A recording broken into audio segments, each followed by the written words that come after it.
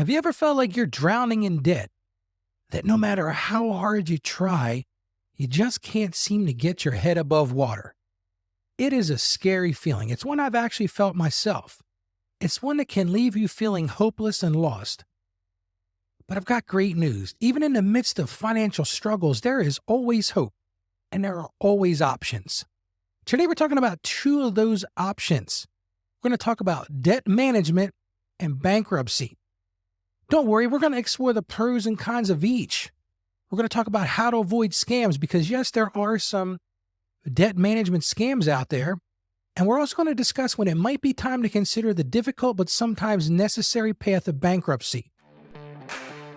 Welcome to the Ask Ralph podcast, where listening to an experienced financial professional with over 30 years of experience can help you make sense of confusing questions, current headlines, and industry trends about taxes, small business, financial decision-making, investment strategies, and even the art of proper budgeting. Ask Ralph makes the complex simple by sharing his real-world knowledge from a Christian perspective with all things financial. Now here's your host, Ralph Estep Jr. Welcome back to the show where we tackle your financial questions from a Christian perspective. I am so glad you're joining me today. Yesterday we talked about striving for excellence in all areas of our lives, including our finances, as a form of worship to God. It was truly a powerful conversation, and I hope it encouraged you to view your financial journey through a new lens. If you missed it, you can find it on our website at AskRalphPodcast.com.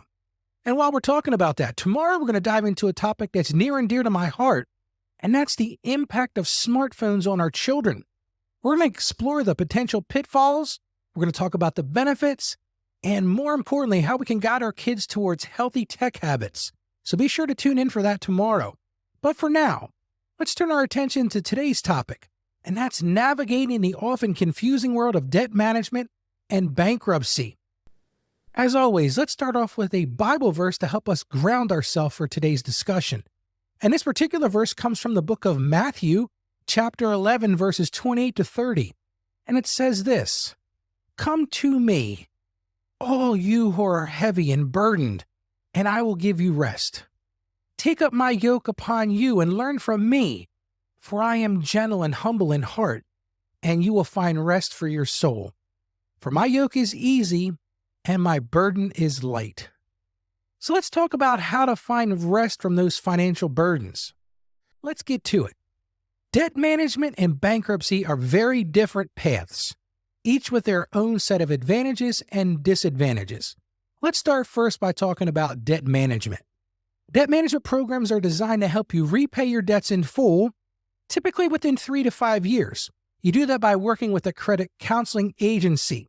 Well, let's do a little deeper dive and talk about how it actually works. Credit counseling works like this. You'll start by talking to a credit counselor who will review your finances. They're going to look at your income. They're going to look at your expenses, and they're going to look at your debts. And they're going to help you create a personalized budget and develop a plan to manage your debt. One of the things they might discuss with you is what's called a debt consolidation loan. In some cases, the credit counseling agency might consolidate your debts into a single monthly payment, often with a lower interest rate. The truth is, folks, you have to be careful of this, but it can make it easier to manage your payments. The credit counseling agency will then negotiate with your creditors on your behalf to try to lower your interest rate. They're going to look at ways to get them to waive any late fees. And their overall goal is to create a more manageable payment plan. You're then going to start what they call monthly payments. You'll make a single monthly payment to the credit counseling agency, and then what they'll do is they'll go ahead and distribute it to your creditors according to an agreed-upon plan. Well, that sounds great. So let's talk about the pros of debt management. Number 1, reduced interest rates. Negotiating lower interest rates can save you money. Well, absolutely it will. And it'll help you get out of debt faster. Number 2, simplified payments. Consolidating your debts into a single monthly payment can make it easier to stay organized and avoid those missed payments. Number 3, it does offer some credit score protection. While enrolling in a debt management plan can initially lower your credit score slightly, we'll talk about that in a second, it can help you rebuild your credit over time by making consistent on-time payments. Now, here's the thing you need to be worried about. When you go into one of these plans, oftentimes they're going to charge their fees up front. So you may find that some of your creditors aren't getting paid right away. So you want to check with the credit counseling company you're working with and make sure they've negotiated this with creditors so they don't end up looking like you're not making payments and ruining your credit. Number 4, avoidance of bankruptcy. Debt management can be a good alternative to bankruptcy, allowing you to avoid the more severe consequences of filing. But of course, with anything, there are some cons of debt management. So let's jump right into those. The first one, and I kind of alluded to this a few minutes ago, are fees. Credit counseling agencies typically charge fees for their services, which they can vary depending on the agency and the complexity of your situation. So that's something you want to study, you want to understand, and get them to put those in writing up front. Number 2, a time commitment. Debt management plans usually take several years to complete, requiring discipline and commitment. So it's not going to be this overnight thing. As an example, I'll give you a funny story. This morning, my wife was out walking our dogs here on the farm, and it's the time of year when the turtles are coming out and laying eggs. And you think about the turtle. The turtle doesn't run across the road. It takes a very slow, methodical approach. So that's the same as with these debt management companies. It's a time commitment. It's going to take time for those things to lock into place and to help you down the road. Now, number 3, credit score impact. As I mentioned earlier, your credit score may initially dip when you enroll in a debt management plan, but it should improve as you make consistent payments. You just have to really understand the plan and maybe make sure they're communicating with your creditors so your creditors understand that they're going to get paid.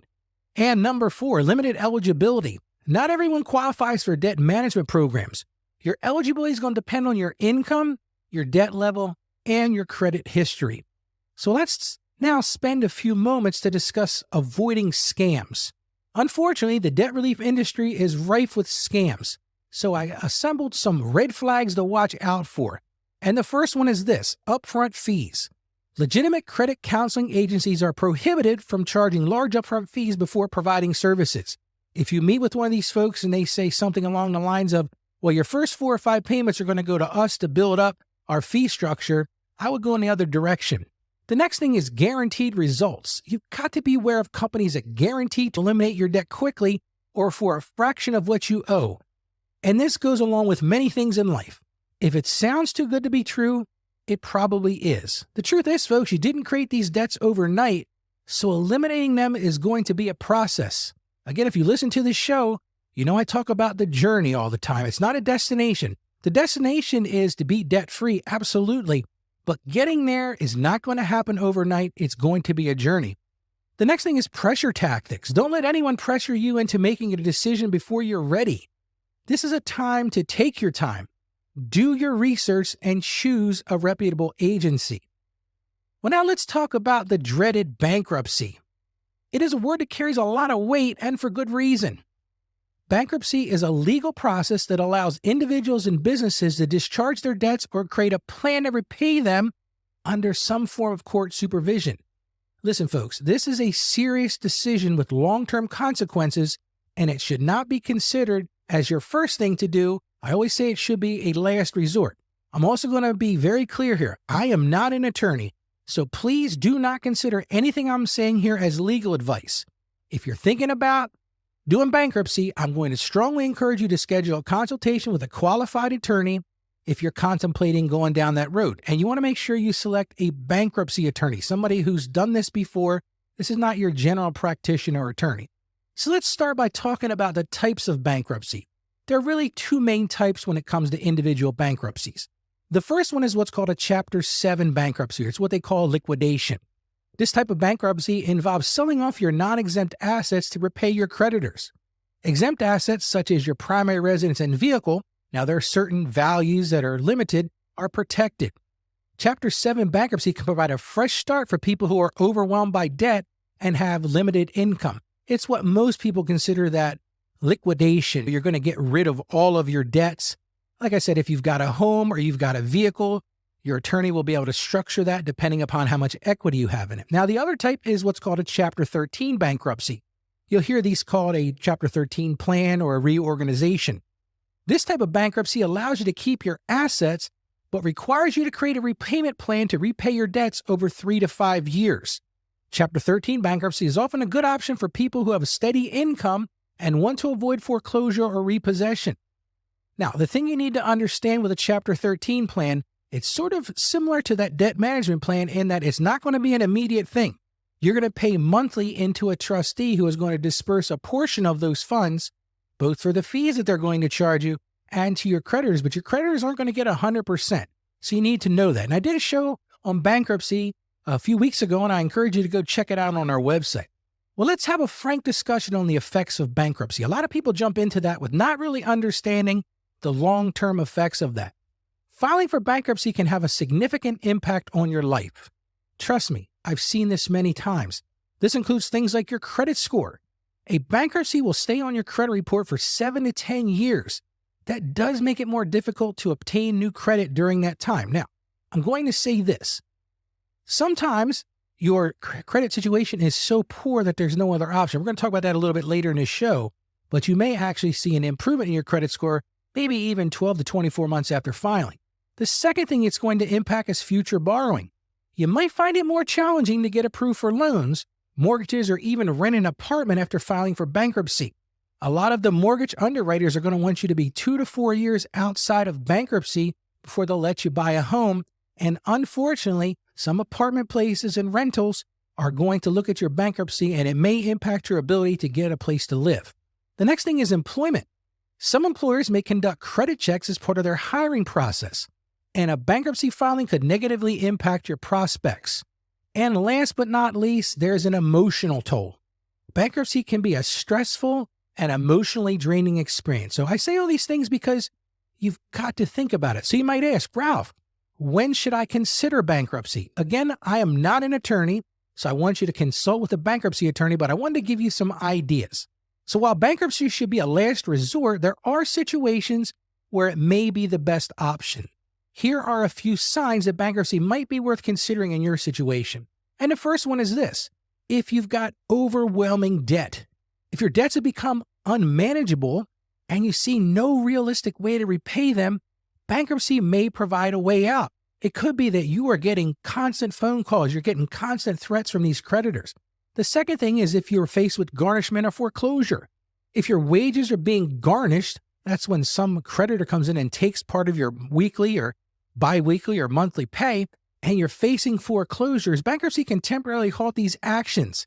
It's what's called the automatic stay, which makes creditors stop their collection activities right away. Another thing that might be triggering bankruptcy is harassment from creditors. I mentioned this a few minutes ago. If your creditors are constantly calling or threatening legal action, bankruptcy can provide relief from that harassment.